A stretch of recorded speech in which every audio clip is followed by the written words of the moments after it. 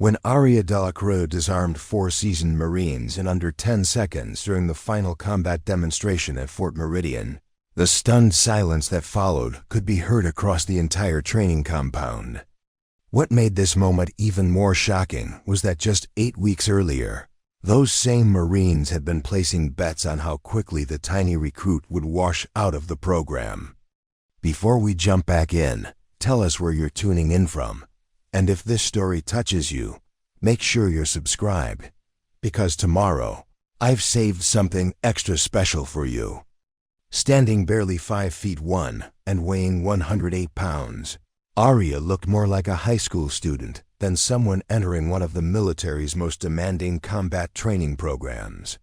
When she first walked through the gates of Fort Meridian Combat Training Center in North Carolina, carrying a duffel bag that seemed almost as large as she was, the other recruits couldn't help but stare in disbelief. The Fort Meridian program was legendary for its intensity. Known as the Crucible of Warriors, it was where the military's elite combat specialists were forged. The 8-week course had a notorious 40% dropout rate, and those who survived earned the coveted designation of Advanced Combat Specialist. Most recruits arrived already possessing significant military experience, advanced martial arts training, or exceptional physical capabilities that had been recognized by their commanding officers. Aria possessed none of these obvious qualifications. She had enlisted straight out of college with a degree in literature from a small university in Vermont. Her military experience consisted of basic training and a brief stint as a communications specialist at a quiet base in Colorado. She had never participated in organized sports, held no martial arts belts, and had never even been in a real fight. The contrast between Aria and her fellow recruits was immediately apparent during the first formation. To her left stood Corporal Jake Hendricks, a former college wrestler from Texas, who had earned his place in the program after single-handedly neutralizing 3 armed insurgents during a deployment in Afghanistan. His massive frame and confident demeanor commanded immediate respect from both instructors and fellow recruits. On her right was Lance Corporal Cameron Torres, a martial arts enthusiast from California who held black belts in both karate and jiu-jitsu. Cameron had requested assignment to Fort Meridian after demonstrating exceptional performance in hand-to-hand combat scenarios during urban warfare training. His technical knowledge and quick reflexes had already impressed the instructors. During preliminary assessments, behind Aria stood Private First Class Ryan Kellerman, a farm boy from Iowa whose natural strength and aggressive fighting style had caught the attention of his previous commanding officer. Ryan could bench press twice his body weight and had grown up settling disputes with his fists, making him a natural fit for intensive combat training. The 4th member of what would become Aria's primary training group was Sergeant Miles Bradford, a veteran of 2 combat deployments who had earned his place in the program through sheer determination and battlefield experience. Miles had survived IED attacks, firefights, and close-quarters combat situations that had tested his resolve and fighting ability under the most extreme circumstances. These 4 men, along with the other recruits in the program, possessed the kind of obvious combat credentials that made their presence at Fort Meridian seem natural and expected. They carried themselves with the confidence of proven fighters, spoke in the casual terminology of combat veterans, and approached each training exercise with the assurance of those who had already tested their abilities in real-world situations. Aria, by comparison, seemed almost fragile as she struggled to keep pace during the initial orientation activities. When the group was issued standard combat gear, she had to request smaller sizes for nearly every piece of equipment. Her helmet was too large, requiring additional padding to fit properly. The standard issue body armor hung awkwardly on her slight frame, and she needed assistance adjusting the straps to achieve anything resembling a proper fit. During the first equipment inspection, Master Sergeant William Blackstone, the program's senior instructor, paused when he reached Aria's position. Blackstone was an imposing figure whose reputation preceded him throughout the military. Standing 6 feet 4 inches with arms like tree trunks and a voice that could be heard across the entire training compound. He had trained thousands of combat specialists over his 20-year career. "Recruit Delacroix," Blackstone said, his voice carrying a mixture of curiosity and skepticism. "What exactly makes you think you belong in this program?" The question hung in the air as every other recruit turned to observe Aria's response. She could feel the weight of their stares, the barely concealed amusement in some of their expressions, and the obvious doubt in Blackstone's tone. Her voice, when she finally spoke, was so quiet that several recruits had to strain to hear her answer. "I want to prove that I can do this, Sergeant," she replied. Her words simple but carrying a determination that surprised even herself. Blackstone studied her for a long moment, his experienced eyes taking in her slight build, her nervous demeanor, and her obvious inexperience. Finally, he shook his head with what appeared to be genuine concern rather than cruelty. "This isn't a place for proving points, Delacroix. This is where warriors are made, and warriors come in all shapes and sizes. But they all have one thing in common. They know how to fight, and they know how to survive. The question isn't whether you want to prove something. The question is whether you have what it takes to avoid getting yourself or someone else killed."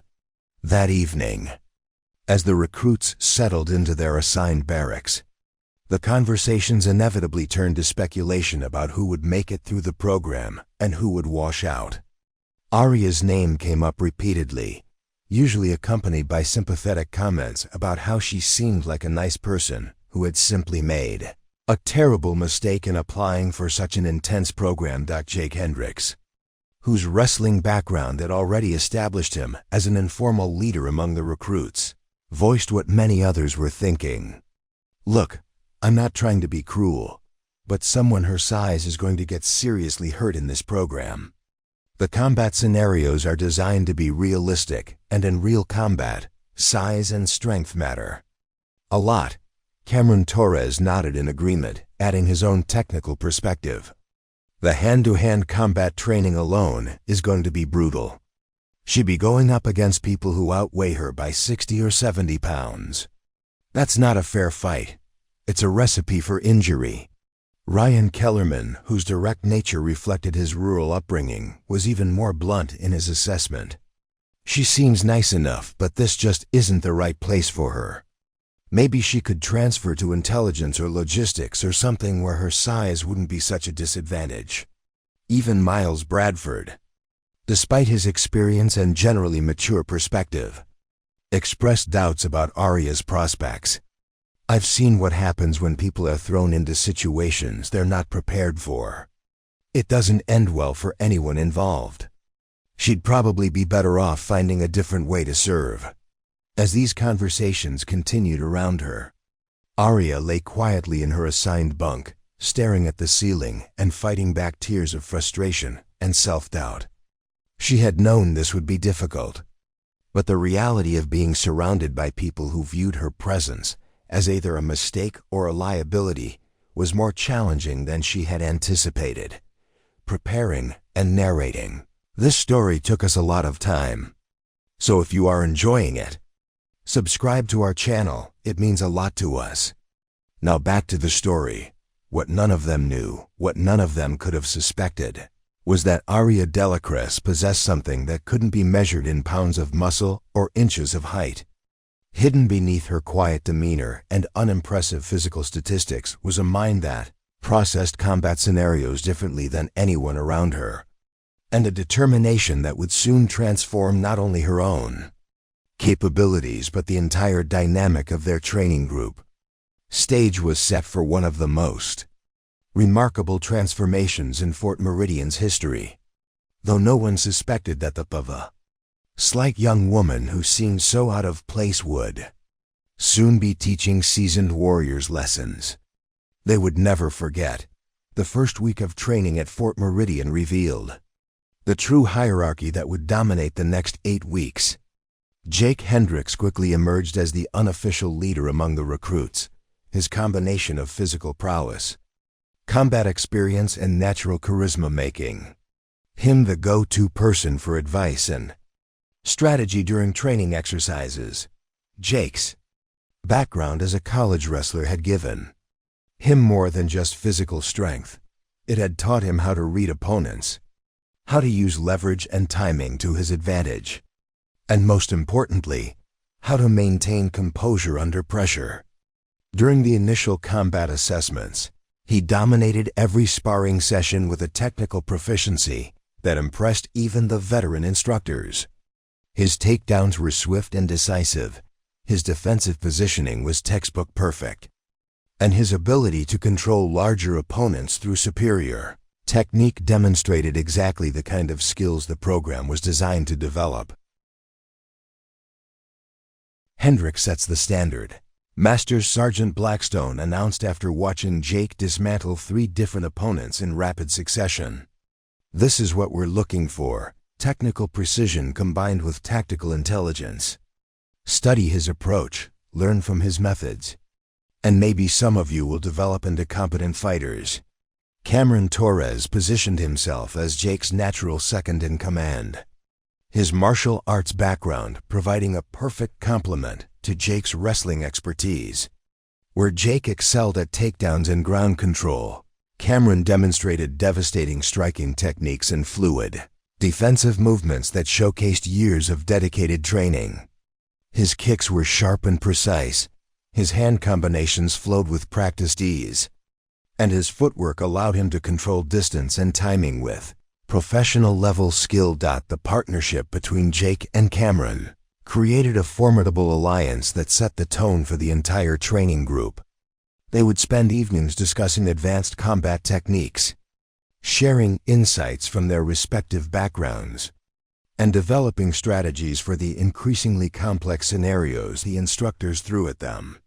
Their confidence was infectious, and other recruits naturally gravitated toward their leadership and expertise. Ryan Kellerman earned his place in this inner circle through sheer physical dominance. While he lacked the technical refinement of Jake or Cameron, his raw strength and aggressive fighting style made him a dangerous opponent in any confrontation. During strength training exercises, Ryan consistently outperformed every other recruit, setting records in bench pressing, deadlifting, and other measures of pure physical capability. Kellerman fights like a force of nature. Instructor Staff Sergeant Patricia Morgan observed during one particularly intense sparring session. He might not have the prettiest technique, but when someone that strong decides to hurt you, technique becomes secondary. His opponents spend so much energy just trying to survive his initial assault that they rarely get the chance to implement their own game plans. Ryan's approach to combat was straightforward but devastatingly effective. He would use his size and strength advantages to overwhelm opponents quickly, preferring to end fights through superior physical attributes rather than getting drawn into technical exchanges where his inexperience might show. His success rate was impressive, and his willingness to absorb punishment in order to deliver decisive blows earned him respect from both instructors and fellow recruits. Miles Bradford brought a different kind of credibility to the group, the unshakable confidence of someone who had already proven himself in actual combat situations. While the others possessed impressive training and natural abilities, Miles had the psychological advantage of knowing that his skills worked when lives were on the line.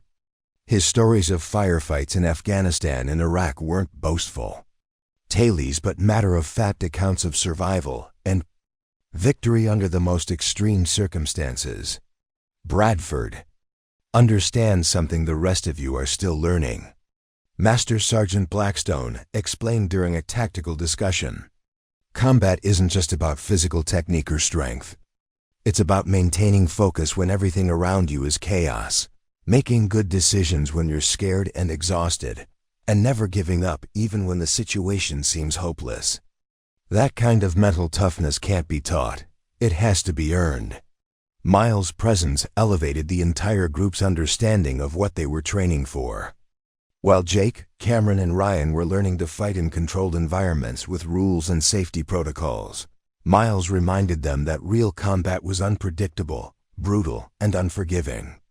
His insights about situational awareness, tactical positioning, and the psychological aspects of confrontation added depth to their training that went far beyond simple physical techniques. Together, these 4 men formed a nucleus of excellence that dominated every aspect of the Fort Meridian program. During team exercises, they worked together with seamless coordination. In individual competitions, they consistently occupied the top positions. Their combination of different but complementary skills created a synergy that made them collectively stronger than any of them would have been individually. The instructors quickly recognized this dynamic and began using Jake's group as the standard against which other recruits were measured. When demonstrating new techniques, they would call on Jake or Cameron to serve as examples. When explaining tactical concepts, they would reference Miles' combat experience. When showcasing pure physical capability, Ryan became the benchmark that others were expected to aspire to reach. This elevated status came with privileges that further reinforced their position in the hierarchy. They were given leadership roles in group exercises, consulted on training schedules and methods, and treated with the kind of respect usually reserved for proven performers. Other recruits began deferring to their judgment, seeking their advice, and modeling their own approaches on the successful methods these 4 had demonstrated. The instructor's favoritism wasn't intentional prejudice, but rather practical recognition of obvious competence. Jake, Cameron, Ryan, and Miles were succeeding at every challenge thrown at them, demonstrating the kind of capabilities the program was designed to develop. It made logical sense to highlight their achievements and use them as positive examples for the rest of the group. However, this dynamic created an environment where anyone who didn't measure up to their standards was inevitably viewed as deficient. The constant comparisons, the obvious preferences, and the informal but very real hierarchy made it clear that there were recruits who belonged and recruits who were struggling to keep pace. Master Sergeant Blackstone, despite his experience and professionalism, found himself unconsciously reinforcing these distinctions. During critiques of training exercises, he would praise Jake's tactical decisions while pointing out the mistakes made by less successful recruits. He would use Cameron's technique as the model others should emulate, while highlighting the deficiencies in those who couldn't match his precision.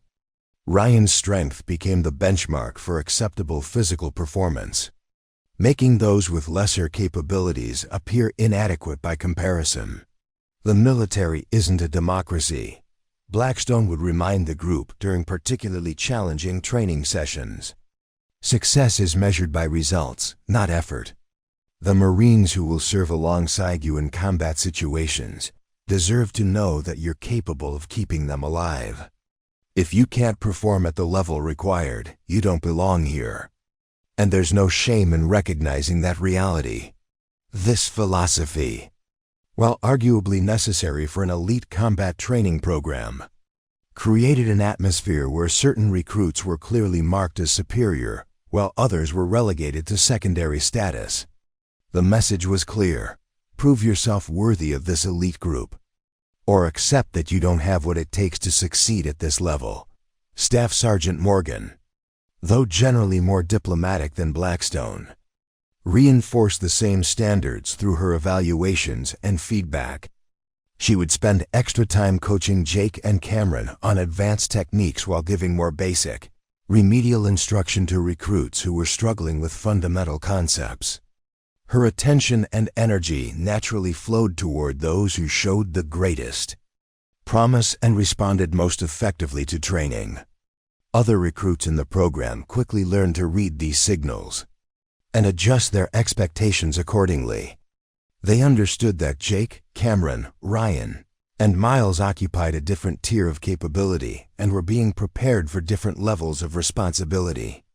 The informal but undeniable hierarchy influenced everything from meal seating arrangements to training partnerships to casual conversations during downtime. Within this established order, Aria Delacroix occupied the lowest position. While other recruits might struggle with specific aspects of training or occasionally fail to meet certain standards, Aria appeared to be struggling with nearly everything. Her small size made strength-based exercises particularly challenging. Her lack of combat experience left her behind in technical training, and her quiet demeanor made it difficult for her to assert herself in the competitive environment that characterized the program. The stage was set for 8 weeks of clear distinctions between those who belonged and those who didn't, with Aria firmly established as someone fighting just to survive each day's challenges rather than excelling at them.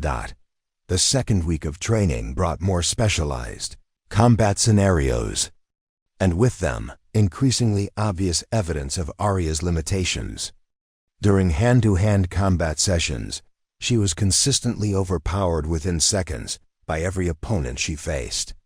The weight and strength disadvantages that had been theoretical concerns during the first week became painfully concrete realities as she found herself repeatedly pinned, controlled, and defeated by recruits who seemed to barely exert themselves. Jake Hendricks, when paired against Aria during a grappling exercise, managed to take her down and achieve a submission hold in under 15 seconds. The disparity was so dramatic that he actually looked embarrassed by the mismatch, glancing apologetically at the instructors as if to suggest that this wasn't a fair test of anyone's abilities. "I barely had to use any technique," Jake confided to Cameron after the session. "It was like wrestling with my little sister. There's just no way for her to generate enough leverage or force to compete at this level." Cameron's experience with Aria was similarly one-sided. During striking drills, his reach advantage was so significant that he could land combinations while remaining completely outside the range of her counters. When the instructors required them to engage in closer quarters combat, Cameron found himself having to actively hold back to avoid causing serious injury to someone who simply couldn't defend herself effectively against his techniques. "She's got good form on some of the basic movements," Cameron told Ryan during their evening discussion. "You can tell she's been studying and practicing. But there's a huge difference between knowing how to throw a punch and being able to throw one that matters against someone who actually knows how to fight." Ryan Kellerman's encounters with Aria were perhaps the most telling. During one memorable sparring session, Ryan accidentally lifted Aria completely off the ground while attempting a basic defensive maneuver. The image of the tiny recruit dangling helplessly in the grip of the much larger farm boy became an instant symbol of just how mismatched she was for this environment. "I was trying to be gentle," Ryan explained to anyone who would listen. "But she's so light that normal movements become overwhelming force when applied to someone her size. I'm honestly worried about hurting her during these exercises." Miles Bradford approached the situation with the practical perspective of someone who had seen combat casualties. After observing Aria's performance during several training scenarios, he pulled Master Sergeant Blackstone aside for a private conversation. "Sergeant, I've seen what happens when people get in over their heads in real combat situations," Miles said quietly. "Delacroix's going to get hurt, possibly seriously, if she continues in this program. More importantly, she could become a liability for anyone who has to work with her in an actual combat zone." Blackstone had been having similar thoughts but appreciated hearing the concern voiced by someone with Miles' experience and credibility. The sergeant's initial skepticism about Aria's presence in the FIA program was hardening into genuine worry about safety and program integrity. The instructors began making subtle but noticeable adjustments to accommodate Aria's limitations. During partner drills, she was consistently paired with the smallest available opponents, though even these matches remained heavily one-sided. Safety protocols were emphasized more strongly when she was involved in exercises. and certain high-impact training scenarios were modified or eliminated. Entirely when she participated, Staff Sergeant Morgan found herself spending disproportionate amounts of time providing basic remedial instruction to Aria while the other recruits worked on advanced techniques. The constant need to slow down or simplify exercises to accommodate one struggling recruit was beginning to impact the overall pace and intensity of training for the entire group. We're running a elite combat training program, not a beginner's fitness class, Morgan complained to Blackstone after a particularly frustrating session. The other recruits are ready for advanced tactical scenarios, but we're still working on fundamental movement patterns because Delacroix can't keep up with basic requirements. The other recruits quickly picked up on these adjustments and began making their own accommodations. During team exercises, Aria was automatically assigned to support roles that minimized her direct involvement in combat scenarios. When selecting partners for voluntary training sessions, she was consistently chosen last, and often ended up working alone or with reluctant partners who clearly viewed the assignment as charity work. Jake's group, despite their generally good-natured personalities, couldn't help but make observations about the situation that bordered on cruel. During one lunch break, Jake loudly wondered whether the program should establish separate standards for different types of recruits. I mean, maybe there's value in having people with different skill sets, Jake mused within Aria's hearing range. But if we're going to have different standards, we should be honest about it instead of pretending everyone is competing on the same level. Cameron added his own technical perspective to these discussions. In martial arts competitions, there are weight classes for obvious reasons.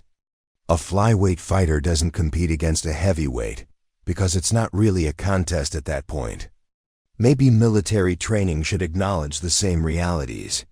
Ryan's contributions to these conversations were more direct and less diplomatically phrased. Look, I'm not trying to be mean, but Aria is going to get someone killed if she ever ends up in a real combat situation. She can't protect herself, let alone protect anyone else. That's not her fault, but it's reality. Miles, drawing on his combat experience, offered what he considered practical wisdom. In Afghanistan, I saw what happened when people were put in positions they weren't qualified for. It didn't matter how brave they were or how hard they tried. When bullets start flying, competence is the only thing that keeps you alive. These conversations, while not necessarily intended to be overheard by Aria, were conducted with little effort at discretion. The group's confidence in their own assessments and their genuine concern about program standards made them feel justified in voicing opinions that, from their perspective, were simply acknowledgments of obvious realities. The mockery became more systematic as the week progressed. During equipment checks, recruits would make comments about whether gear designed for children might be more appropriate for some members of the group. During physical training sessions, jokes were made about establishing separate fitness standards based on realistic expectations. Jake began referring to Aria as our mascot during informal conversations, a nickname that spread quickly through the group, despite not being intended with deliberate malice. Cameron started making technical observations about the physics of combat that emphasized why size and strength advantages were insurmountable through technique alone. Ryan's comments became increasingly blunt about the safety concerns he felt were being ignored by allowing someone of Aria's limited capabilities to continue in the program. Miles began sharing stories from his military experience that highlighted the consequences of placing unqualified personnel in combat roles. The instructors, while maintaining professional standards during formal training sessions, were clearly struggling with similar concerns. Master Sergeant Blackstone's critiques of Aria's performance became more direct and less diplomatically phrased as the week progressed. Delacroix, your technique is adequate for the basics, But technique means nothing if you can't apply it with sufficient force to affect an opponent, Blackstone announced during one particularly frustrating sparring session. Combat isn't about perfect form, it's about stopping threats. If you can't stop a threat, you become a liability. Staff Sergeant Morgan's feedback became similarly pointed. Aria, I appreciate your effort and dedication, but this program is designed to prepare people for life and death situations. Good intentions and hard work aren't enough if the fundamental physical requirements can't be met. The cumulative effect of these assessments was devastating to Aria's confidence and standing within the group. What had begun as skepticism about her qualifications had evolved into active concern about her safety and suitability for the program. The casual dismissal she had experienced during the first week had been replaced by systematic documentation of her limitations and increasingly direct suggestions that she consider alternative career paths. Other recruits who had initially felt sympathy for Aria's situation began to distance themselves as it became clear that association with the program's weakest performer could reflect poorly on their own prospects. The informal social hierarchies that had formed during the first week solidified into rigid structures that left Aria increasingly isolated. By the end of the second week, conversations about Aria's future in the program were no longer whispered speculation but open discussions involving recruits, instructors, and program administrators. The question was no longer whether she could succeed at Fort Meridian, but how much longer the charade would continue before reality forced a conclusion that everyone seemed to view as inevitable. The stage was set for either a dramatic intervention or a quiet withdrawal that would confirm every prediction about her unsuitability for elite combat training. What no one suspected was that Aria had been observing, learning, and preparing for something that would challenge every assumption they had made about her capabilities and potential. The third week brought a new instructor to Fort Meridian, though her arrival generated little attention among recruits who were focused on their own survival in the program. Chief Warrant Officer Natasha Volkov had been transferred from the Army's Special Operations Training Center, where she had spent 8 years developing unconventional combat techniques for soldiers operating behind enemy lines.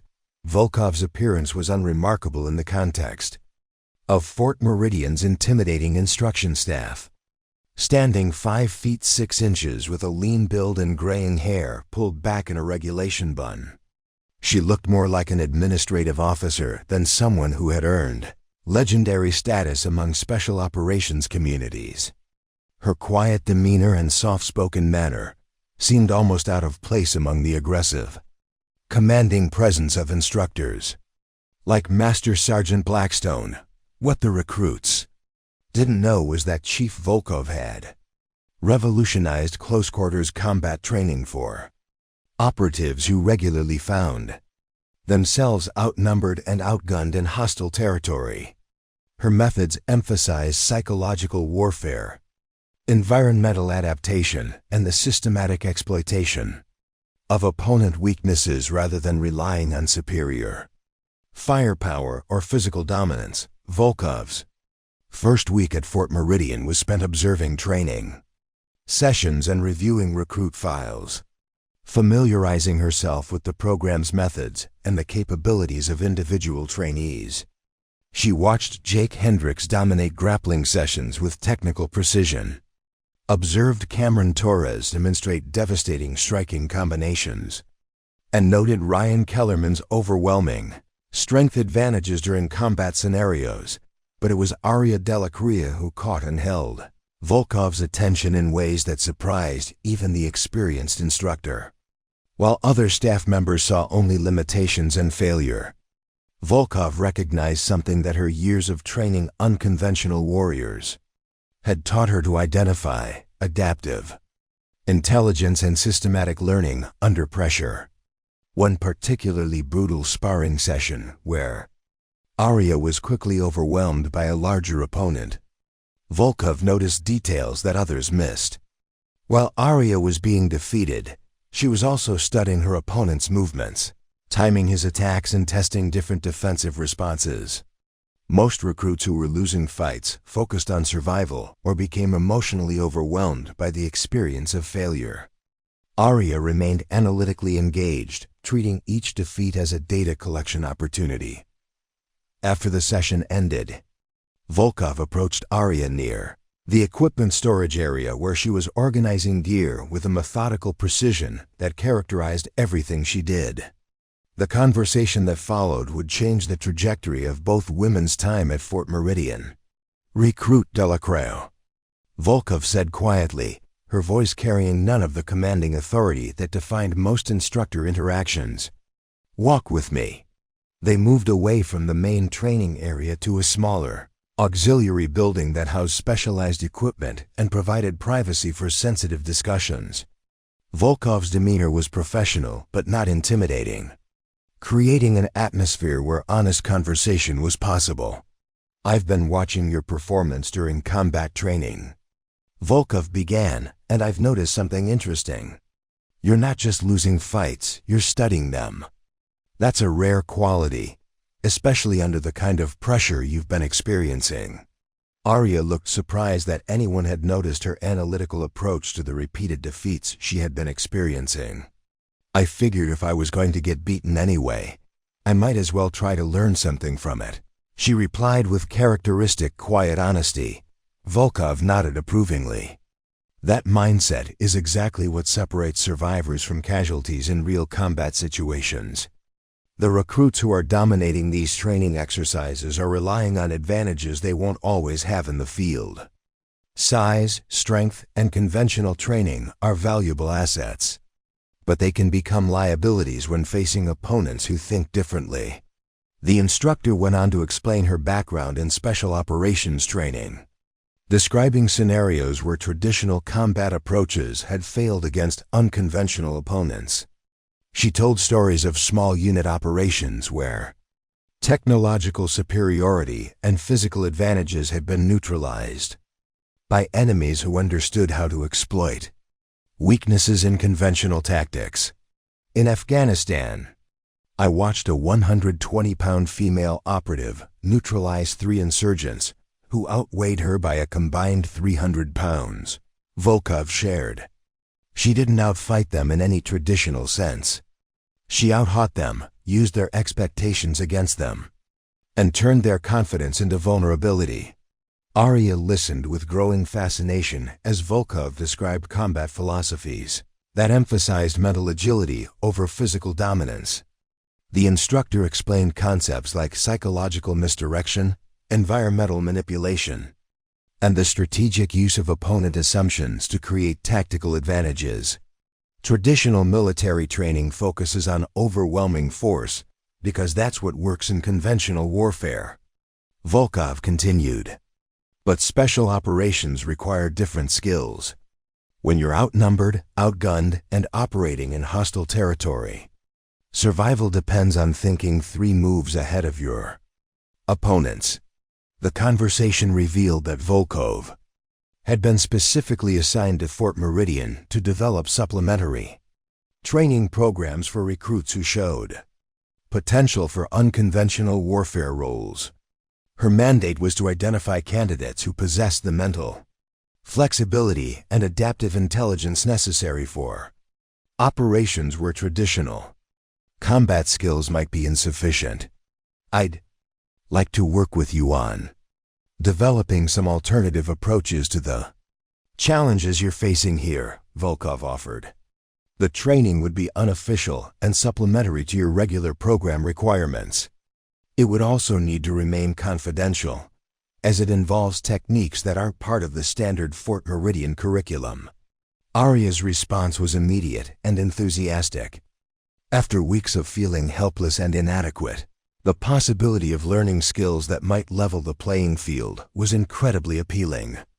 She agreed to meet with Volkov during evening hours, when the regular training schedule had concluded and other recruits were engaged in personal time activities.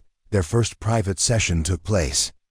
That same evening in the auxiliary training facility, Volkov began by assessing Aria's current skill level and identifying specific areas where alternative techniques might be most effective. Instead of focusing on Aria's obvious physical limitations, the instructor concentrated on her strengths, analytical thinking, attention to detail, and the ability to remain calm under pressure. Conventional combat training teaches you to meet force with force, Volkov explained as they worked through basic positioning exercises. What I'm going to teach you is how to redirect force, how to use an opponent's energy against them, and how to create opportunities where your strengths become advantages rather than your weaknesses becoming liabilities. The techniques Volkov demonstrated were unlike anything covered in the regular Fort Meridian curriculum. Instead of relying on strength-based grappling or power-focused striking, these methods emphasized precise targeting of vulnerable points, systematic disruption of opponent balance, and the psychological manipulation of opponent expectations. Volkov taught Aria about the neurology of pain compliance, showing her how specific pressure points could disable opponents regardless of size differences. She explained the biomechanics of joint manipulation, demonstrating leverage techniques that could control much larger opponents without requiring significant strength. Most importantly, she introduced concepts of tactical psychology that could turn an opponent's confidence and assumptions into exploitable weaknesses. Your fellow recruits have been training to fight people like themselves, Volkov pointed out during one particularly intensive session. They expect opponents who will engage them directly, who will try to match their strength, who will fight according to the same rules they've learned. You're going to learn to fight in ways they've never encountered and don't know how to counter. The training sessions quickly became the highlight of Aria's day at Fort Meridian. While her performance in regular training continued to appear inadequate, she was rapidly developing skills that none of her fellow recruits possessed. Volkov's instruction was intensive and demanding, but it was also specifically designed to maximize Aria's natural capabilities, rather than forcing her to compete in areas where she would always be disadvantaged. Volkov also provided psychological coaching that helped Aria maintain focus and confidence, despite the continued mockery and dismissal she experienced during regular training hours. The instructor explained how the negative treatment she was receiving was actually creating strategic advantages by ensuring that her opponents would underestimate her capabilities when the time came to demonstrate what she had learned. Let them continue believing you're weak and incompetent, Volkov advised. Their assumptions will become your greatest weapon when you finally show them what you're actually capable of accomplishing. After 2 weeks of intensive private training, Aria had developed skills that were completely invisible to the other recruits and instructors at Fort Meridian. She had learned to see combat scenarios from entirely different perspectives, to identify opportunities that conventional training never addressed, and to execute techniques that could neutralize opponents who far exceeded her physical capabilities. The transformation was remarkable, but it remained completely hidden from everyone except Volkov. To her fellow recruits, Aria appeared to be the same struggling candidate who was barely surviving each day's challenges. They had no idea that she was developing into something that would soon challenge every assumption they had made about combat, effectiveness, and personal capability. The evening training sessions with Chief Volkov became progressively more intensive as Aria's capabilities expanded beyond what either woman had initially anticipated. What had begun as basic instruction in alternative combat techniques evolved into comprehensive training in a fighting philosophy that challenged fundamental assumptions about how conflicts were won and lost. Volkov's curriculum focused on 3 core principles that directly addressed Aria's situation at Fort Meridian. The first principle was environmental awareness, learning to see every space as containing potential weapons, escape routes, and tactical advantages that could shift the balance of any confrontation. The second principle was psychological manipulation, understanding how to read opponents, predict their reactions, and exploit their mental blind spots. The third principle was biomechanical efficiency, achieving maximum impact through precise application of force rather than relying on raw strength. During their fourth week of secret training, Volkov introduced Aria to concepts that went far beyond basic self-defense techniques. They worked on nerve cluster targeting, learning the specific anatomical points where minimal pressure could cause maximum disruption to an opponent's motor functions. Aria practiced these techniques on medical training dummies, developing the precision necessary to locate and exploit vulnerable areas that larger opponents typically never bothered to protect. Traditional fighters focus on delivering damage to large target areas. Volkov explained as Aria practiced striking sequences on specialized equipment. They want to break ribs, bruise muscles, or cause obvious injury. What I'm teaching you is how to disrupt the nervous system directly. A properly applied strike to the brachial plexus will shut down an opponent's arm regardless of how strong they are. They can't use strength, they can't control. The instruction included extensive study of human anatomy from a tactical perspective. Aria learned about pressure points that could cause temporary paralysis, joint angles that created maximum leverage for throws and controls, and breathing patterns that could be disrupted to create immediate incapacitation.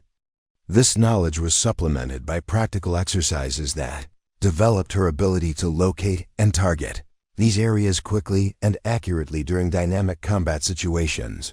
Volkov also taught Aria about the psychology of intimidation and how it could be turned against opponents who relied on physical presence to dominate conflicts.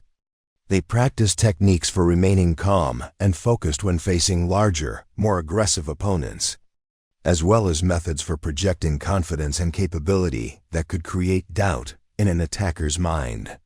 Your fellow recruits have been conditioned to expect certain reactions from opponents, Volkov observed during one session.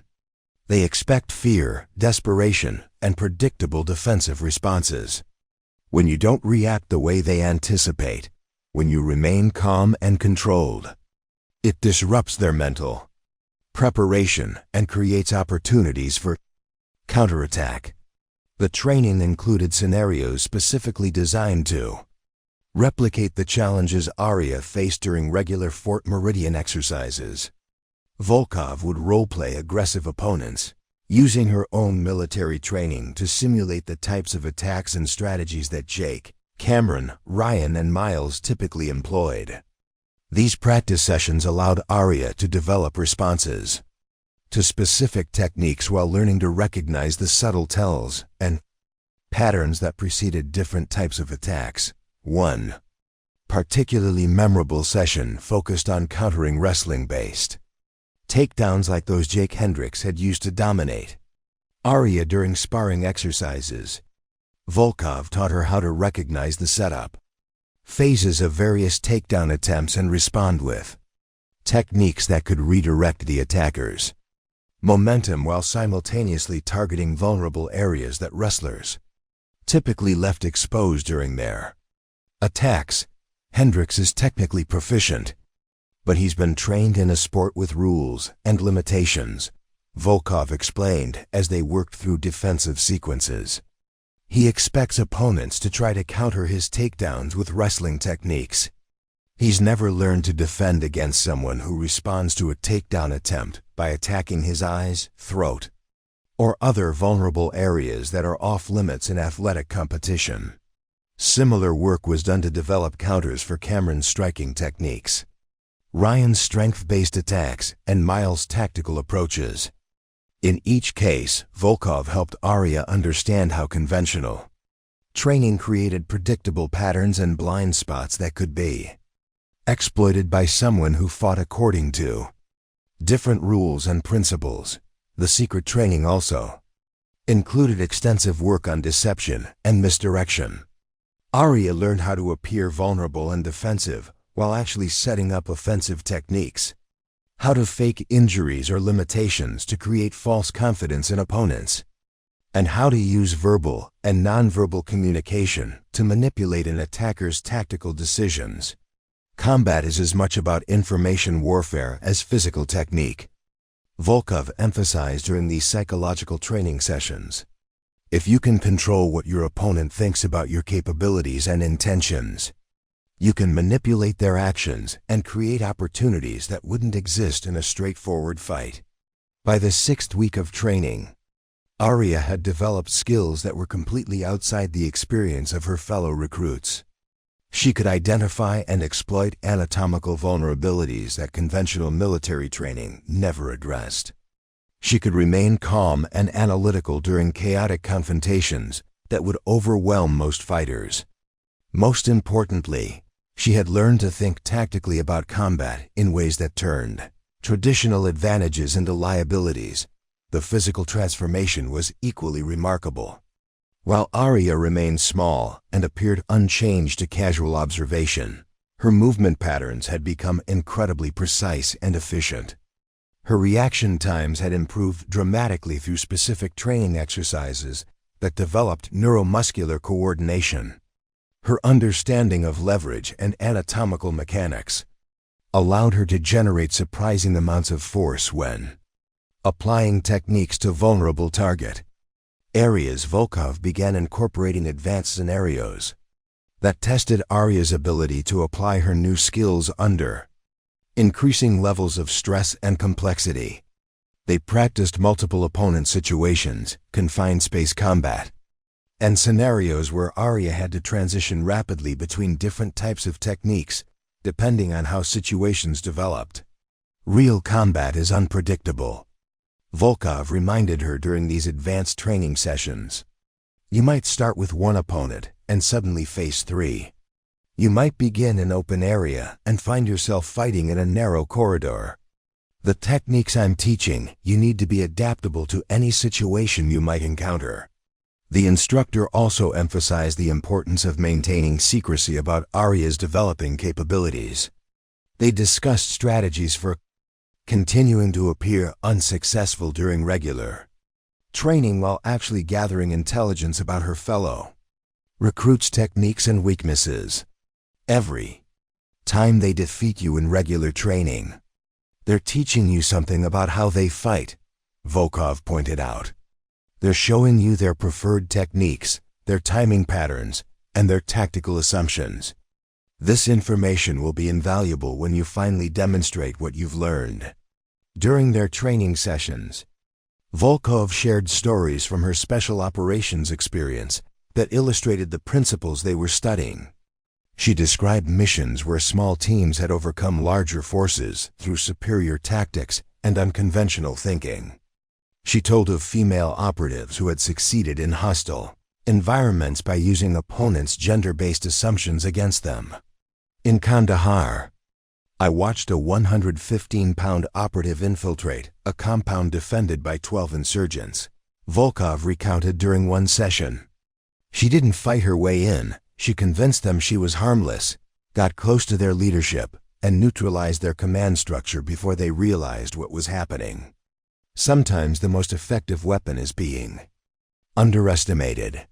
These stories reinforce the tactical philosophy that Volkov was teaching while providing real-world examples of how the techniques could be applied in operational situations.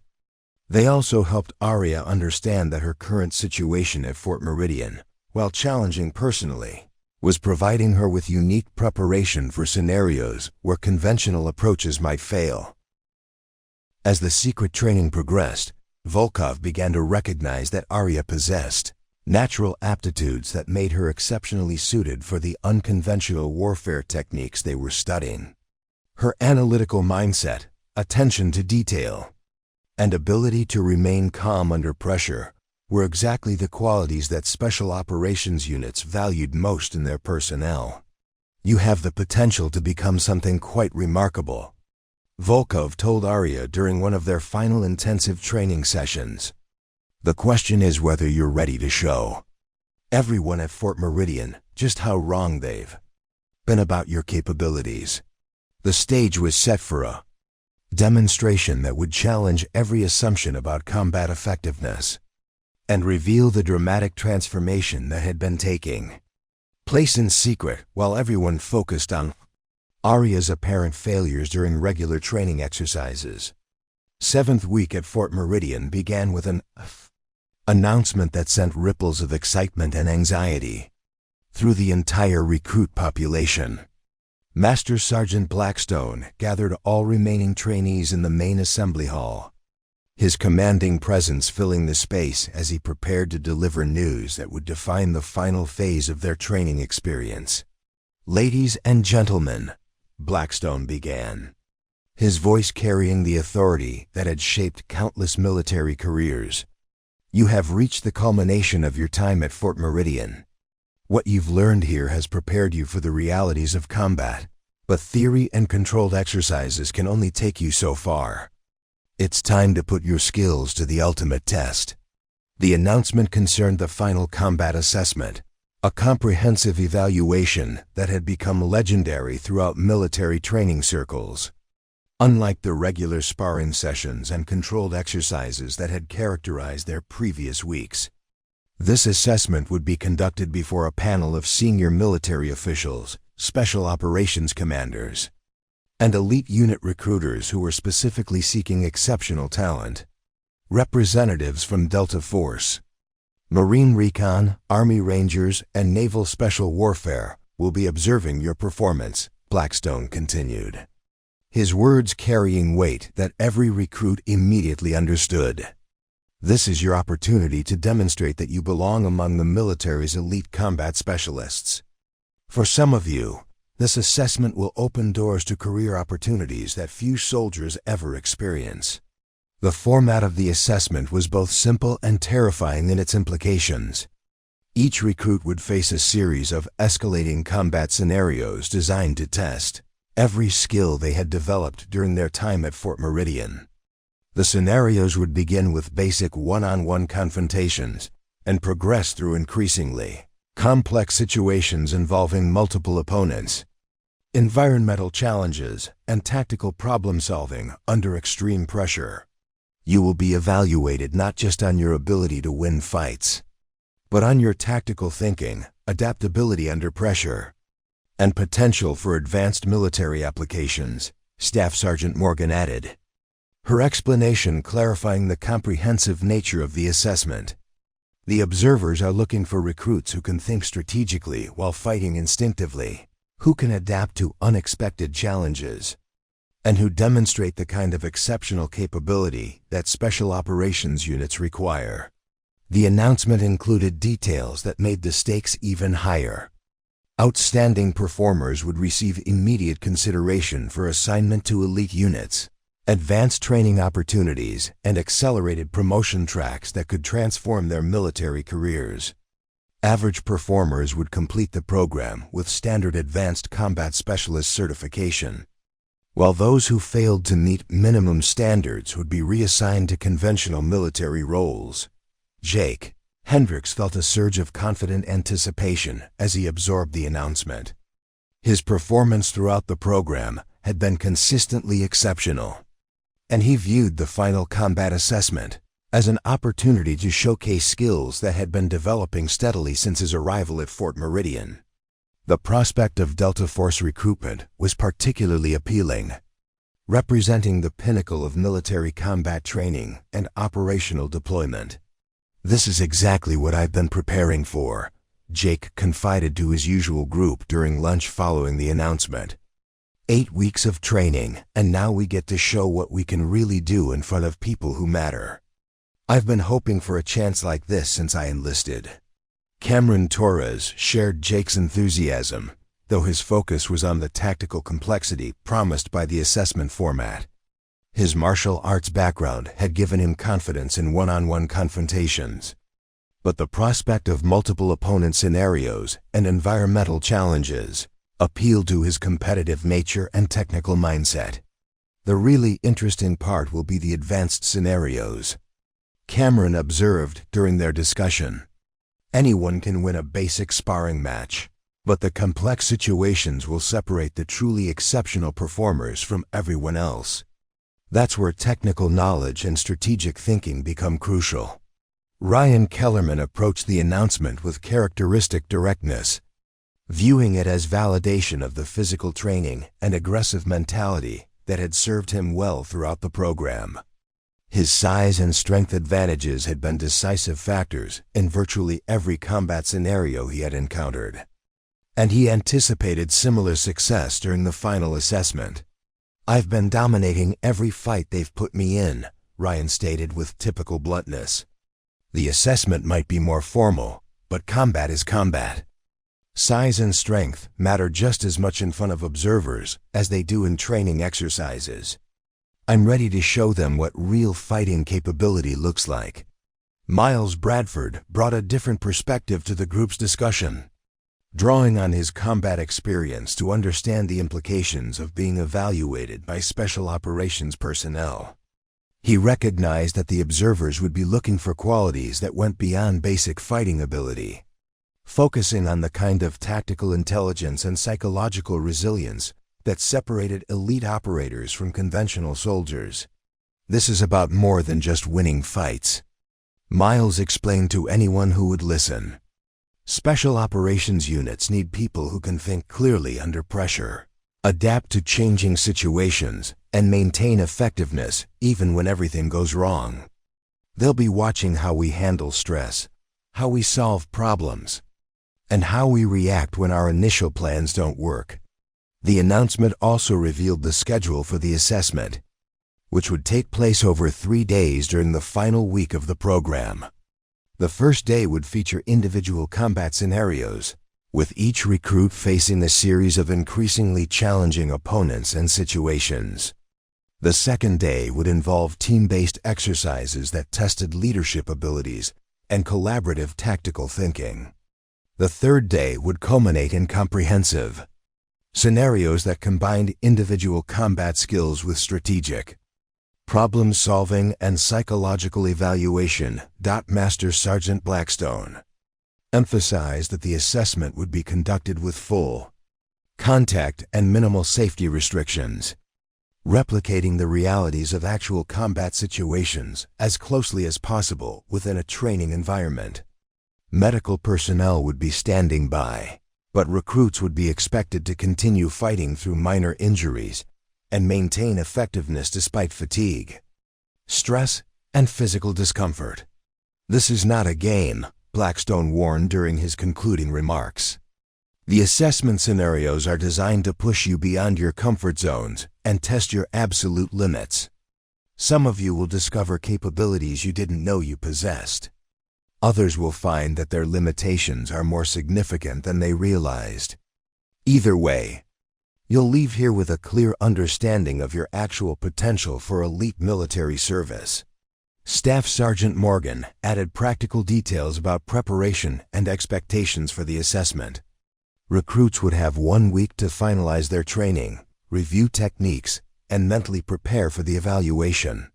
They would be allowed to choose their own preparation methods, though additional instruction would be available for those who requested it. Chief Warrant Officer Volkov remained silent during the announcement, but Aria noticed the slight smile that crossed her instructor's face as the assessment details were revealed.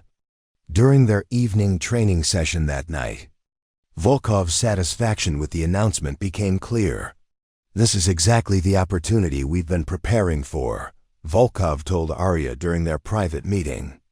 "Everything we've worked on, the psychological techniques, the anatomical targeting, the tactical thinking, it's all designed for exactly this type of high-stakes demonstration. The observers will be looking for exceptional capability, and you're going to show them something they've never seen before." The prospect of the final combat assessment created an atmosphere of intense preparation throughout Fort Meridian.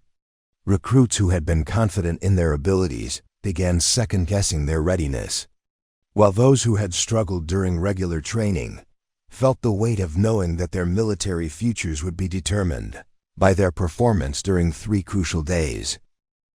Jake's group intensified their training schedule, spending additional hours reviewing techniques and sparring with each other to sharpen their skills.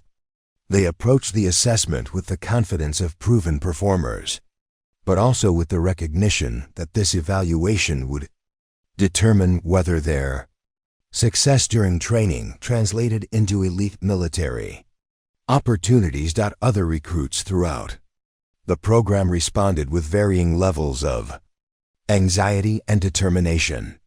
Some requested additional instruction from available staff members, while others preferred to train independently. The competitive atmosphere that had characterized the entire Fort Meridian experience reached new levels as everyone prepared for the most important evaluation of their military careers. For Aria, the announcement represented the culmination of weeks of secret preparation that no one else knew about. While her fellow recruits saw her as the weakest member of their group, someone who would likely struggle to meet minimum assessment standards, she understood that the final combat assessment would provide the perfect opportunity to demonstrate capabilities that would shock everyone who had dismissed her potential.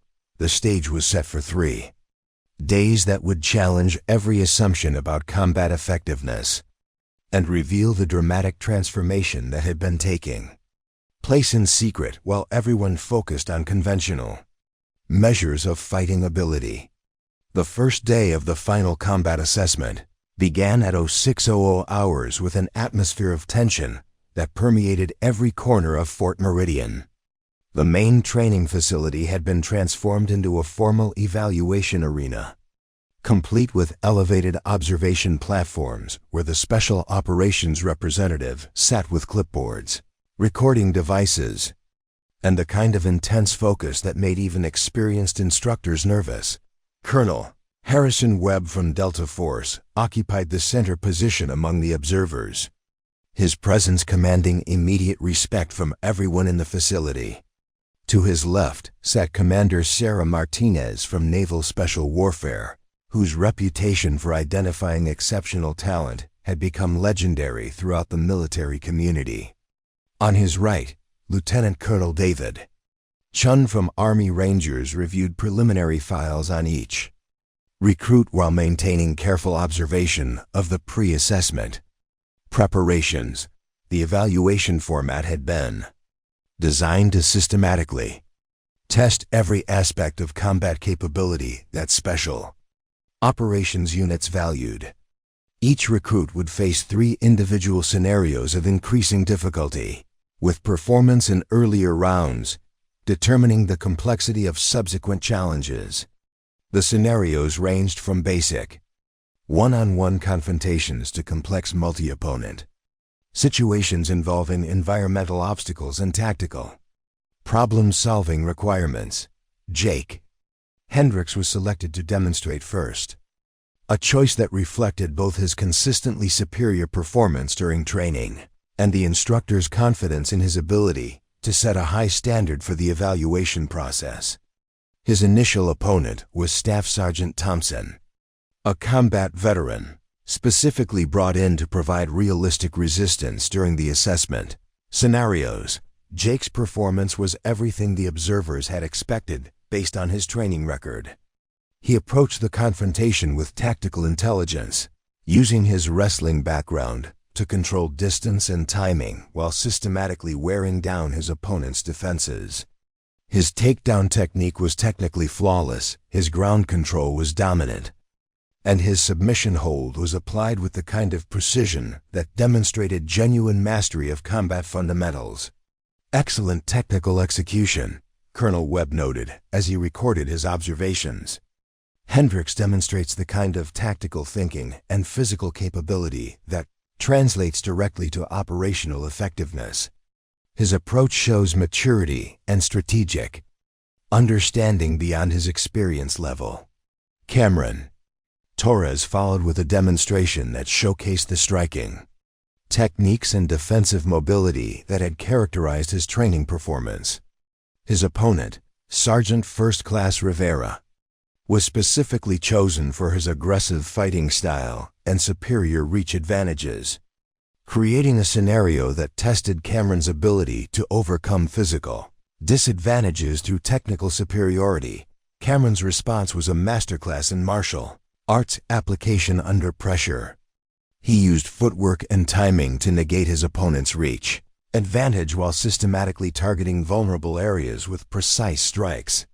His combinations flowed seamlessly between defensive counters and offensive attacks, demonstrating the kind of adaptability that special operations units required from their personnel. Commander Martinez made detailed notes about Cameron's performance, particularly impressed by his ability to maintain tactical awareness while executing complex techniques.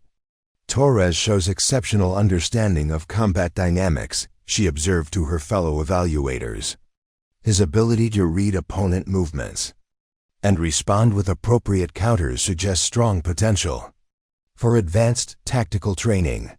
Ryan Kellerman's demonstration emphasized the overwhelming physical capability that had dominated his training performance. His opponent, Master Sergeant Williams, was specifically selected for his size and strength, creating a confrontation between two powerful fighters where technical differences would determine the outcome.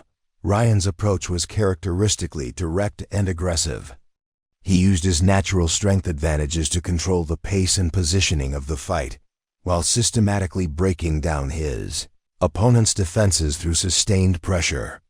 His performance was impressive in its demonstration of raw combat effectiveness, though the observers noted that his success relied heavily on physical attributes that might not always be available in operational scenarios.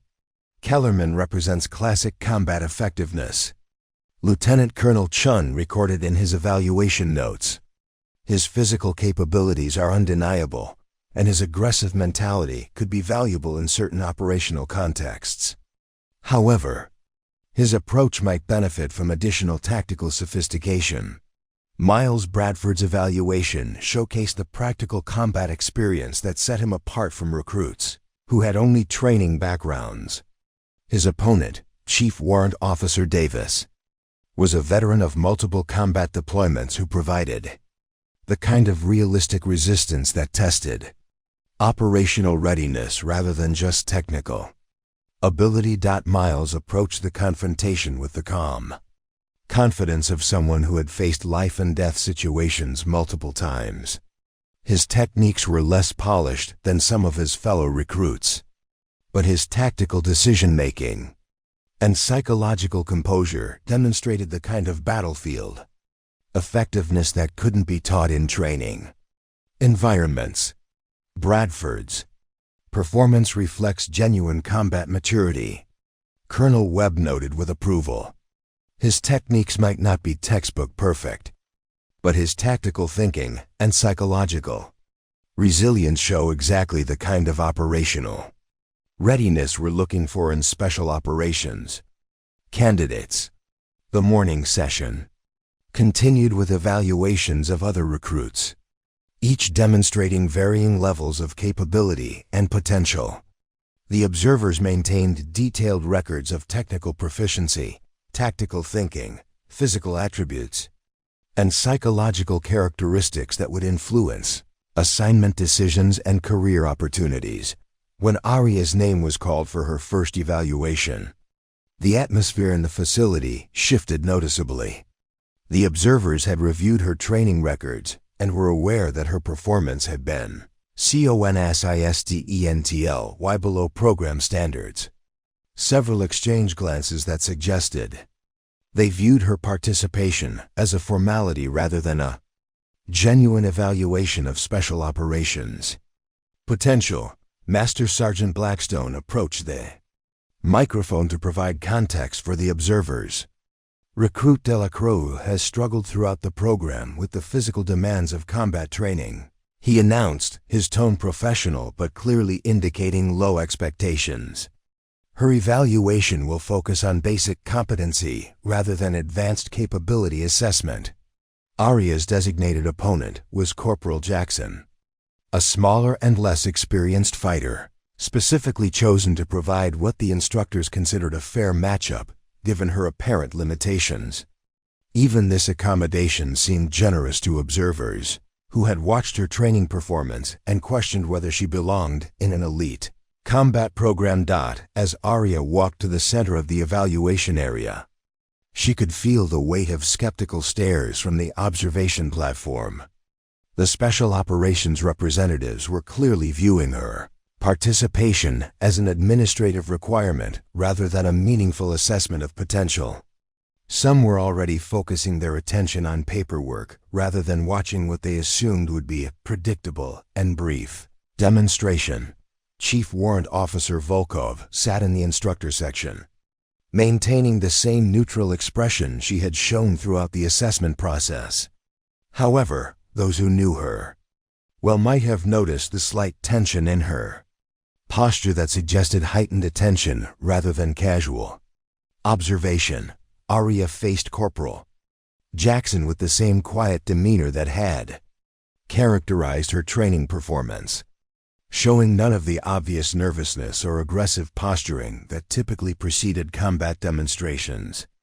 Her stance was relaxed but balanced, her breathing was controlled, and her eyes showed the kind of analytical focus that Volkov had spent weeks developing during their secret training sessions.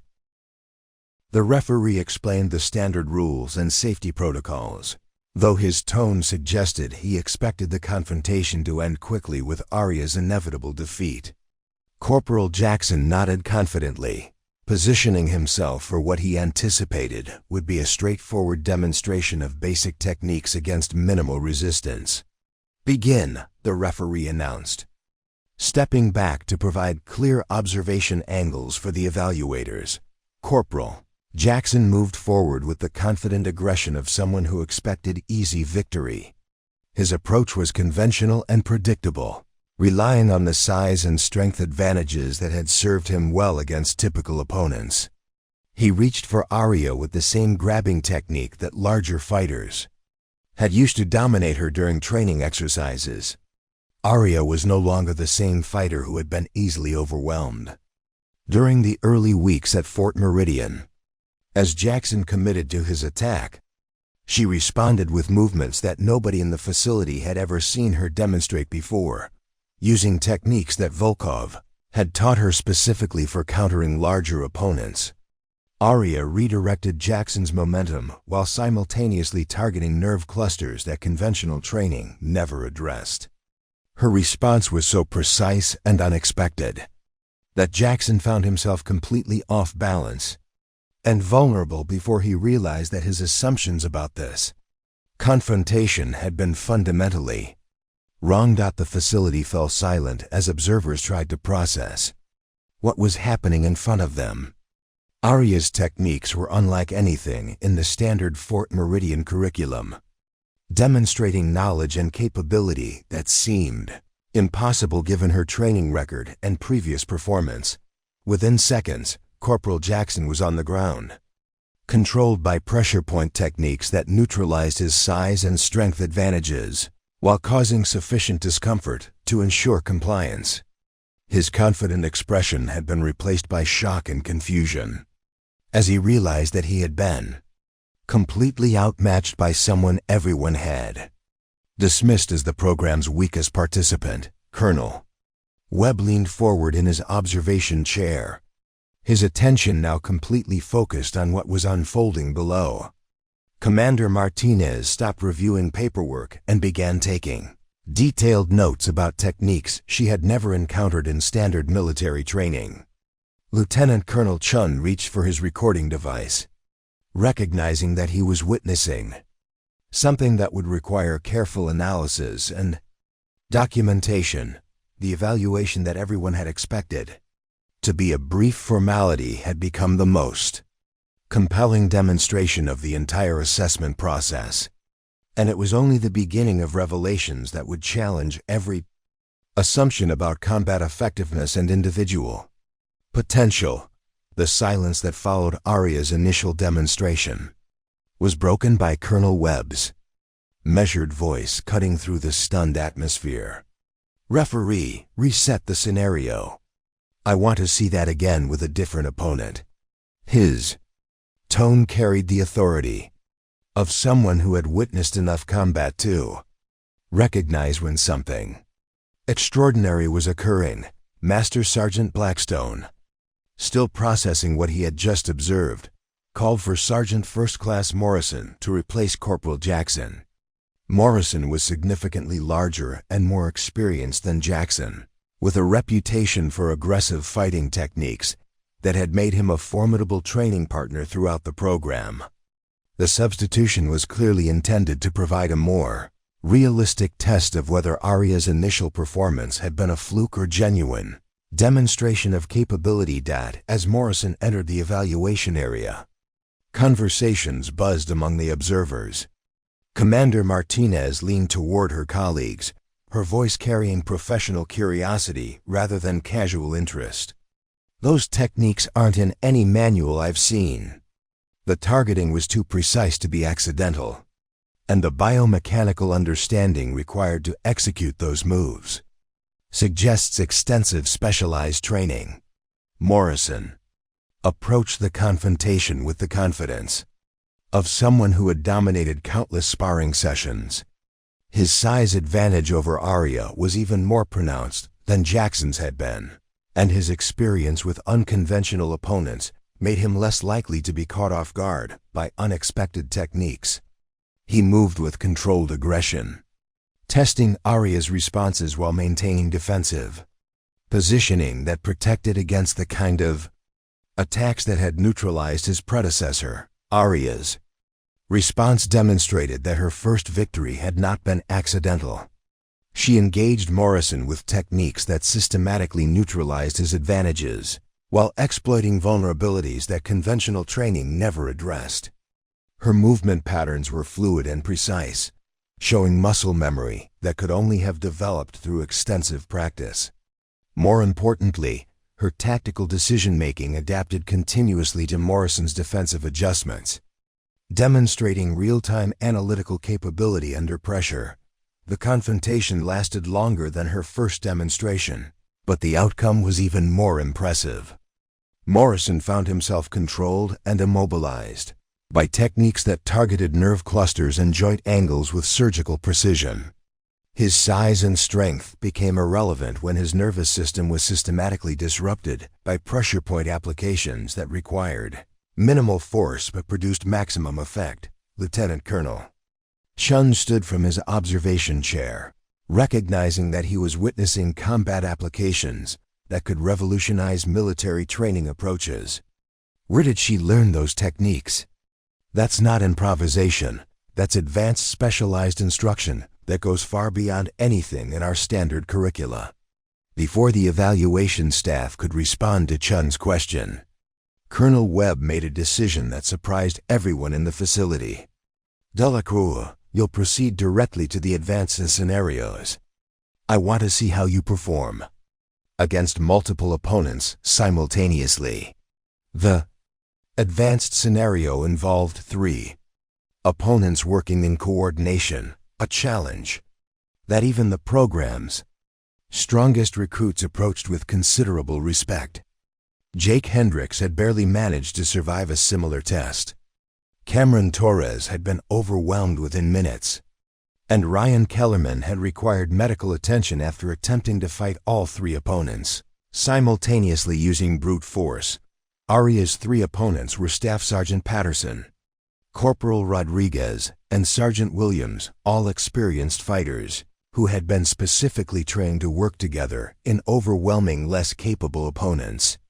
Their strategy was straightforward: use coordinated attacks to prevent their target from focusing on any single threat while systematically wearing down their defenses through sustained pressure. The scenario began with Aria positioned in the center of a marked area, while her 3 opponents approached from different angles. The tactical challenge was enormous, maintaining awareness of multiple threats while executing defensive and offensive techniques that prevented any opponent from achieving decisive advantage. What followed was unlike anything anyone at Fort Meridian had ever witnessed. Aria moved through the 3 opponent scenario with tactical brilliance that left experienced military personnel speechless. She used environmental positioning to prevent her opponents from attacking simultaneously, employed psychological manipulation to create hesitation and confusion among the coordinated team, and executed techniques that systematically disabled each opponent through precise targeting of anatomical vulnerabilities.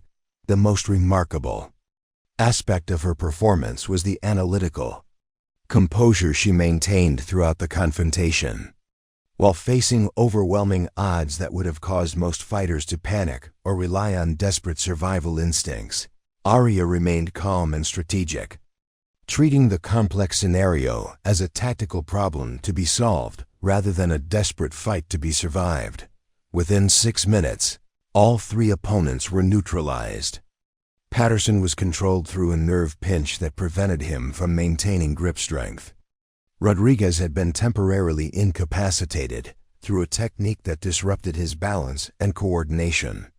Williams was immobilized by joint manipulation that caused sufficient discomfort to ensure compliance without causing permanent injury. Observation platform erupted.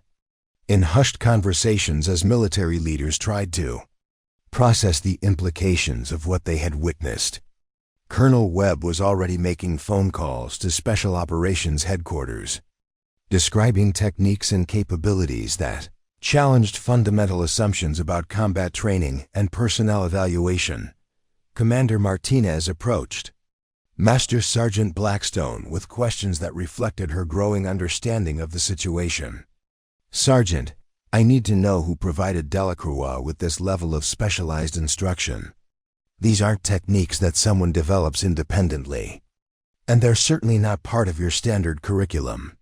The investigation that followed revealed Chief Warrant Officer Volkov's role in Aria's transformation.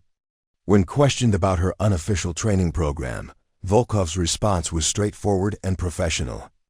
"I recognized exceptional potential that was being overlooked because of conventional assessment methods. Delacroix possesses the analytical intelligence and psychological resilience that special operations units require, but she needed specialized instruction to demonstrate those capabilities." Volkov's explanation included details about the techniques she had taught, the tactical philosophy behind them, and her assessment of Aria's potential for advanced military applications. Her credentials and experience provided credibility for training methods that had produced results nobody had thought possible. Colonel Webb's evaluation of the situation reflected years of experience identifying exceptional military talent. "What we've witnessed today represents exactly the kind of unconventional thinking and adaptive capability that special operations units need.